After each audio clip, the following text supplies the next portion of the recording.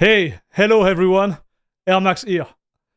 Last week I finally reached the top level for my Sorceress in Diablo 4. You heard it, level 100. So hopefully I was not doing a race because I arrived there pretty late compared to my other fellow streamer and content creator. I kind of take my time because I wanted to appreciate the game. And I went through a lot. Let's be clear, I went through a lot, dude. So I want to share my experience with you guys. And yeah, that's what this video is going to be all about. Let's get into it.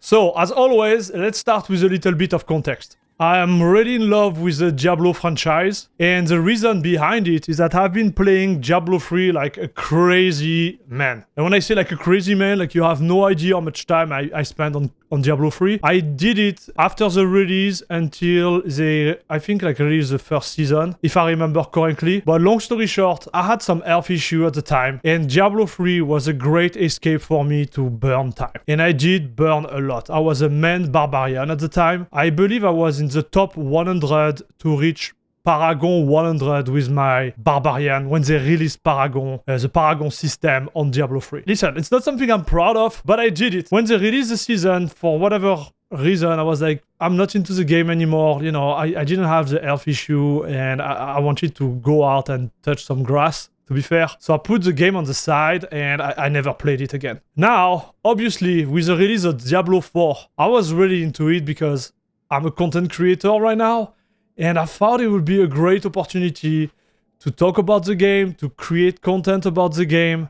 And I did create some content, not so much, but I did create some. You certainly saw some of those videos where I explain how to run Diablo 4 on Linux. And those are videos which are literally banging on my channel. They are just keeping view, and grinding view every day.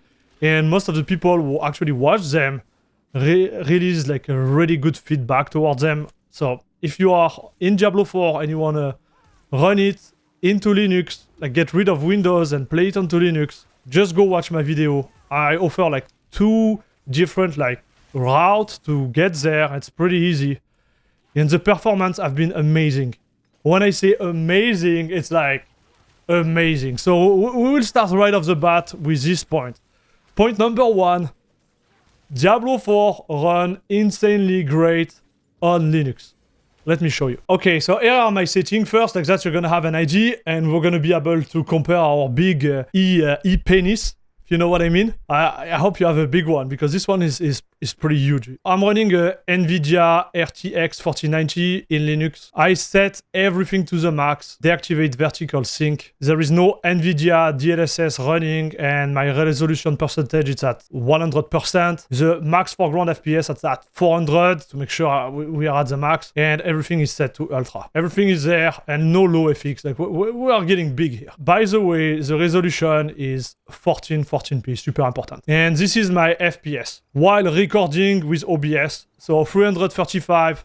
I would say without OBS, I would be around 350. Let's say a solid 345 without anything running. For you to have an idea, I use the TP runes of Rakat Keep Inner Court, and my character is here on the altar of Lilith. The game has been running pretty well.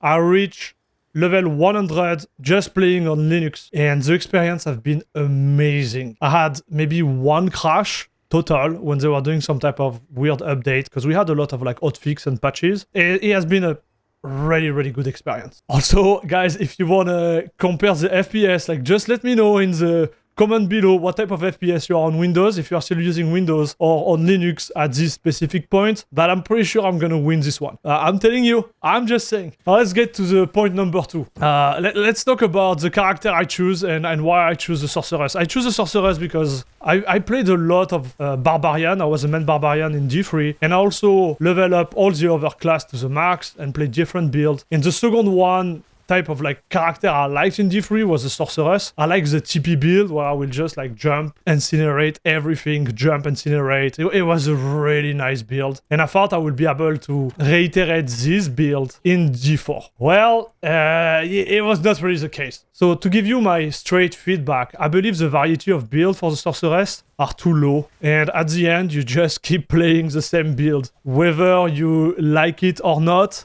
you're gonna have to play like a ice shard build. So this is my ice shard build. I didn't spend a lot of time like trying to get to the really like top optimal type of build, but I guess I'm pretty solid. I can, you know, go through a Nightmare Dungeon level 60 by myself, pretty roll over everything.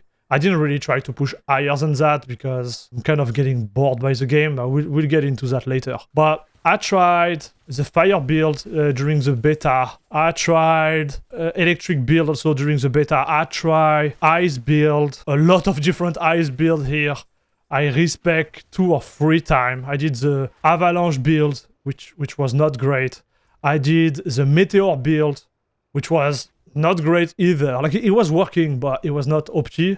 And I felt like kind of like my character was like sluggish. And the only one I keep coming back is the full ice shard build and the TP one. Like right now I'm running the TP ice shard build. You can actually play it after reaching level 80. I have 2 TP there because I use, let me show you, the passive here, the enchantment for the teleport. So my evade is also a TP. And the way I play it is like I jump, destroy mob, recharge my cooldown on the TP, jump, destroy, and it's kind of fun, but it still feels a little bit sluggish compared to what I was doing in D3. And this would be like really the outcome of this second point. Man, the variety of build just suck, at least for the Sorceress. It's just bad. It kind of like frustrates me because when I was playing during the beta, I really thought I would be playing like different aspect. I would have like some type of freedom. But after 100 hours or 80 hours, I don't know how much time I spent there. I can tell you guys that the Sorceress is super limited. And especially because the fact that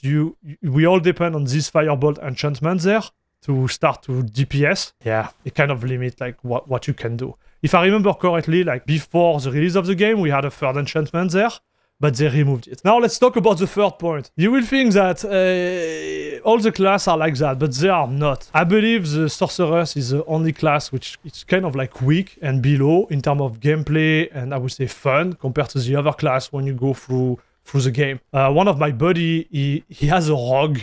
And this is a night and day type of experience. He has more mobility. He doesn't have to be super focused on the game to just not die. Yeah, the Sorceress is very weak because apparently the main stat of the Sorceress, which is intelligence, give you a passive which increase your all resistance. But the all resistance seems bugged at the time in the game, which make our character like very, very weak. So the only way to counter that is to play with your health, total health, and the use of barrier. And that's why like you will see most of the builds, they are like full defensive all the time because otherwise you get one shot. And you don't have this aspect of like, yeah, you get one shot, but you have so much DPS. No, most of the other class at the same level, they will out DPS you like so fast. You have no idea. So that's another like drawback. It's like this class is bad. So if you like it and you just play for fun, you might have a great time, you know, just to play like 1 hour a week and be like, oh, that's fun. I had a ton of fun playing it, don't get me wrong. But when you arrive late game, it starts to become a little bit complex with Sorceress. You're just dying after dying after dying. Not even kidding.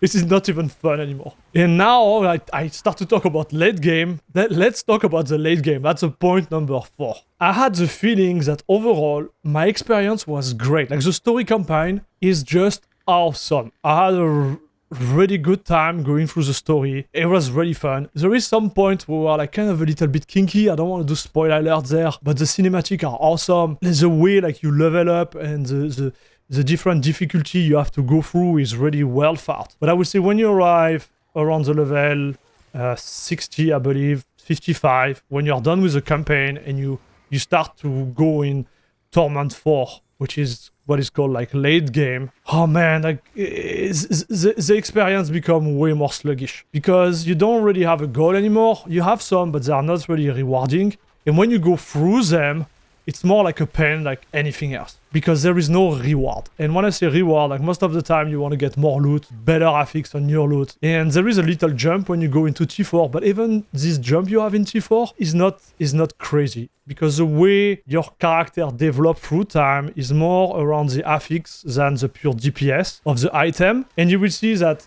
most of the item you loot before, if you are kind of lucky, they already have the affix you're gonna loot in the late game. Just to give you an idea, there is an item power system in it. I don't want to go too deep, but you could have a pair of gloves, for example, level 45. You actually loot at the level 45, which are as good at glove you looted at the level 100. And then it just cuts the motivation to continue and do the grind. Because there is really like such a small chance for you to have an upgrade that it makes the late game totally boring. And then this is, now we talk about that, this is a 0.5. Itemization, dude.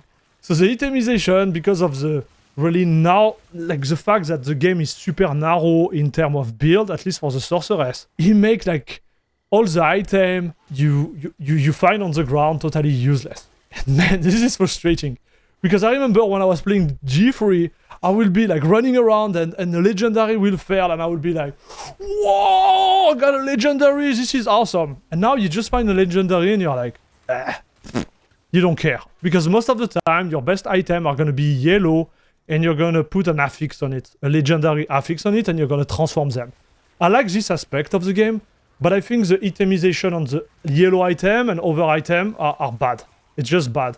There is not such a big of a gap between an item you could find level 100, for example, and an item you could find level 50. And now we're talking about item. I want to make a switch toward the point 6 of this video, the auction house. I don't know if you remember, but in G3, you had this little like auction house where everybody could buy and sell item, and you don't have this in this game anymore. What they have done, Blizzard, they created a Discord, which is like a huge Discord with around like 400 or 500,000 people in it. Then you have different channels in it and you can go and buy stuff and exchange stuff with like gold within like kind of like trade within the game. But dude, like, well, like I just missed it because I discovered this tool when I was level maybe 88. One of my buddy came and was like, hey, are you aware about the Discord? I was like, what are you talking about? Well, you can go on Discord and buy item for gold. And I'm like, what? Yes, you can. So there is a Discord there. But it makes the process so tedious. Like, this is just stupid. Like, why don't we have that in the game? Why Battle.net has to go through a Discord to do it? I just miss the auction house. So if you are like me and you really love the auction house in D3, well, you're gonna have to go on Discord. Another point, so this one is also another good point. Point number 7. Man, I started to play the game 1 week before the official release because I paid the super like crazy version.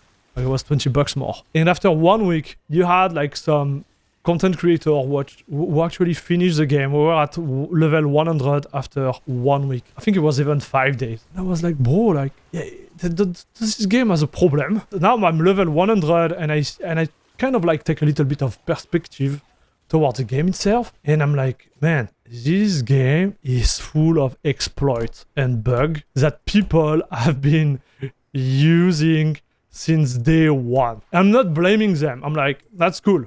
Like, you do what you want to do. It's not really impacting my gameplay. But if you are playing the game without the bug versus playing the game with the bug, the experience is totally different. Let me give you an example. I had, like, there is so many things I could talk about, but one which is like super interesting was a bug that could reset your nightmare dungeon without using a key called sigil. So you have this sigil concept in the game. You need to have a key and you open a dungeon and you have to farm it. But each time you clear the dungeon, you have to get a new key. And this new key is going to change the difficulty of the dungeon itself. It's going to be a new dungeon. And long story short, there is dungeons which are better than other dungeons. So what you would like to do is like really focus on the dungeons that give you the most XP, the more fun, because you're gonna have to farm them a lot. And some dude were able to find a way to repeat the dungeon in a loop without using a key. I would say a lot of players knows about it, and I discovered it when I was level 98.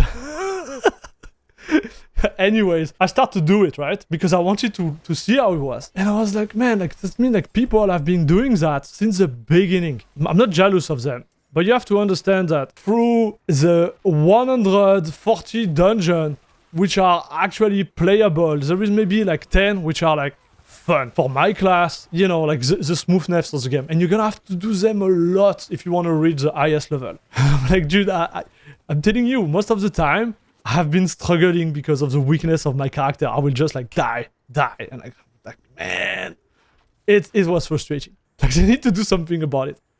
Because I'm thinking the average user is gonna play the game, is gonna be like, I need to do that many bad dungeons to get the level I'm at. It's just gonna quit. And I'm pretty sure this is what is happening right now. If you look at my social, my friend list was full of players playing all the time. And now I have like 2 players on. Everybody left the game, dude. They just left the game. Whether they arrive 100 and there is nothing else to do, or they are just like, no, I'm not doing this. I wanted to play the game. I went through the campaign. Now I'm out. Now another one, like point number 8. It's not all negative about the game. Don't get me wrong, because I had a lot of fun. The point number 8 is about the fact that the Blizzard team seems to be really like listening to the community and they are willing to make the change. And this, I'm pretty happy about it. We have seen some quality of life type of change. For example, like when you will be like running a sigil here and opening one, before you had to open your map, locate where I was, go there, then take your horse and go to the dungeon, which was a real pain. Now you can TP directly in front of the door of the dungeon, but you still have to TP inside the dungeon. So one of my buddy was like, Blizzard just want to kill my SSD, because you just like charge from one point to do another loading to another point. So you are still like in between loading all the time, which is super frustrating. But at least they are willing to, you know, do an effort and going in the right direction. It's just taking a lot of time, like a lot of time, way too much time from my standpoint. But, you know, I'm not a dev, so I don't really know what it takes to make those changes. But man, this is long. So now let's talk about the point number 9. And I feel like coming from different Diablo experience, I still see the same issue within the game. To mention one, the stash space. I had to create 3 or 4 different characters to stock some of my extra item, because I didn't have enough stash space. I'm like, Blizzard, like just sell it to us. Just, I don't know, do something for us to have more stash space. It was the same problem in Diablo 3. You still didn't solve it. Why are you not releasing a game with enough stash space? It just blew my mind. Why are you not doing it? Did you want to make us suffer? Like, I don't get it. I don't want 25 tab of space, but just give us some. And it's not like a new issue. It's an issue which has been like repeated for the last Diablo 3, the expansion of Diablo 3. Like for like 10 years, everybody had the same problem. Why are you not fixing it? I don't get it. That's one thing. Second point I had was the mob density. I remember during the beta, the alpha, everybody was like, guys, the way you design your dungeon is bad. There is not enough mob. The reason why it's a problem is because some of the build, like the one I have here with my Sorceress, need a lot of mob density to be really fun to play. And there is no mob. So sometimes you're just running around. And, you know, sometimes it's just minute, but this minute added all together and become hours and become days where you're just like not having fun. You're just moving your character around. That's an issue. And this is an issue was been told like since the beginning, but they are still not working on it. So they say they're going to start to think about it, but I'm like, guys, it's now, it's a big issue. Another one was, you know, the fact that this dungeon mechanic, when you have to grab a key, go on the other side, and blah, blah. I don't want to go too deep into it, but there is dungeon mechanic which are like broken and really unsatisfying. They need to be removed, and they still didn't do any work. And this is a part, I would say, like of the reflection that kind of like worries me for the game, because, you know, as we say in French, before the hour, it's not the hour. After the hour, it's not the hour anymore. It's done. You're too late. And there is always like these little windows where the dev need to act for the game to actually satisfy the audience, like the player. And I've seen it with PUBG. Like PUBG for me was a game that could have been the best game ever. But the dev, instead of focusing on what was really important at the time, they focused on something else. And the game went from like 4 million players peak on Steam to a 400k player on Steam right now. Like the game is dead. And it happened really fast. It happened in like 1 year to drop like crazy. And my point is that people, when they get fed up with the game or with the concept, or they see like the devs are not acting up fast, they just quit and they find another game. That's human. And this is what might happen to this one. It just sucks that they don't take in consideration, in my opinion, what really is important for the game. And those points could have been fixed before release, which is even more upsetting. And I'm saying upsetting because I love the game. I wanted it to look better and feel better. And now the last point, which is the seasonality within the game. I think it's really good for them to go into the season matters, because it's gonna put you in a position where you own a game, you go there, and you start from scratch. And to be fair, this is the funniest part in this game. This game was definitively designed for the grind and the rush between level 1 to, I would say, 55, 60. After this, the game become like stale. There is some people who are gonna love, you know, getting there, like me. Like I still like it, because otherwise I wouldn't have done it. But I understand for the majority of players that doing the grind between 60 and 100 is just not worth it. I would have loved the dev to make it more attracting for the end game, but it's not. So it's a really great point you're gonna have to take in consideration when you go into this game. It won't be about the long run type of grind with your eternal character. It's gonna be about the seasonal one. And it changed the perspective also for my first, I would say, like round here, which was season 0. We can call it this way. You arrive to a point where I'm 100, but everything I'm gonna grind here is totally useless, because I'm gonna have to create a full new character now, and everything I've done here is done. Like it's just worthless. Keeping all those gems, for example, worthless. You won't have access to them in the new season. There is no point of grinding anything. Your character is dead anyways. You're gonna clean everything and move on to the next one. But it's something that kind of like you have to take in consideration when you buy this game, because if you buy it like in a spirit like I was when I bought the game, thinking I'm gonna go hardcore grinding because the end game is awesome and I'm gonna have ton of fun getting the special aspect toward my character, and you know, like getting to this itemization like system, well, it's not going to happen. It is not. This game is based on the renewal of the early grind of the season. That's all. That's the way I see it right now. Maybe it's going to change in the future, but if you get the game, keep that in mind. Here we are. Here is the conclusion. So do I regret spending time and buying this game? Not at all. The experience has been awesome. There is obviously like a lot of critique I made in this video, but I wanted you to have my perspective before maybe getting this game. You know, if you are a Linux user, or if you are just a gamer, like, am I missing out not playing this game? And I wanted to tell you like what you are already missing and what you are not missing. I hope I fulfill like this overall like approach.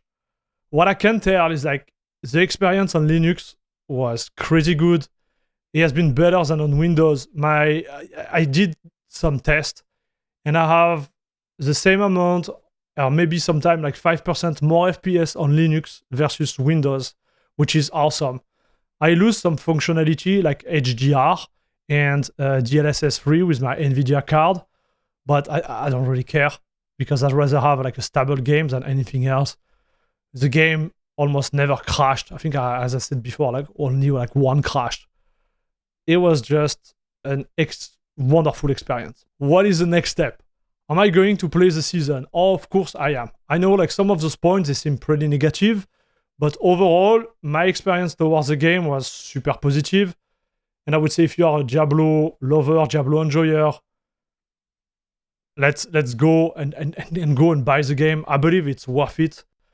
I just want to make sure you manage your expectation toward what the end game could provide, because I believe the early game and mid game is just awesome. We will see how the first season go. I think it's going to be really decisive for the future of the game itself, but it looked like the dev want to put more time and energy to fix the little mistakes they made. So I believe it's pretty positive. And if you are into this type of like atmosphere and this type of game, I will say go for it. Especially if you are a Linux user, it has been a crazy, crazy good experience. And yeah, that's all for this video. Guys, thanks for watching and see you in the next one. Bisous, bisous. Oh yes. Wait. Don't leave. Super important. If you like this video, please give a thumbs up and do your SEO stuff. The channel has been booming for the last, I would say, like 2 or 3 months. The number of views is getting through the roof for my little level, and I would like to keep it this way. So make your little thing, give a thumbs up, rewatch the video, watch a playlist down there, like make this channel like take off. I would really appreciate it, guys. And also, if you want to support me financially, I have a Patreon, I have a YouTube membership. I also have like just come and say hi on the stream. I don't know. Do your thing, guys. Appreciate it. See you in the next one. Bisous, bisous.